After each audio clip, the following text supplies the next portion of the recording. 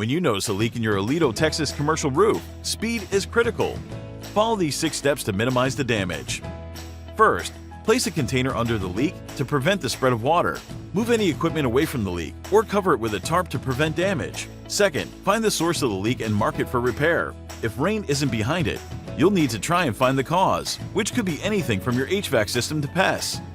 Third, if rain is behind the leak, conduct a complete walkthrough of your Parker County commercial facility, looking for any other signs of leaks. Fourth, contact a reputable local commercial roofer for an inspection to identify any problems with your commercial roofing that they must address. Fifth, contact your insurance agency to determine if your policy will cover the repairs or a complete replacement. Sixth, have your roofing contractor repair the leak according to the directions of your insurance agent or the plans you've developed between you. For the most reliable commercial roofing services in Aledo, Texas, call First Texas Roofing today at 817-821-0323 for a free estimate.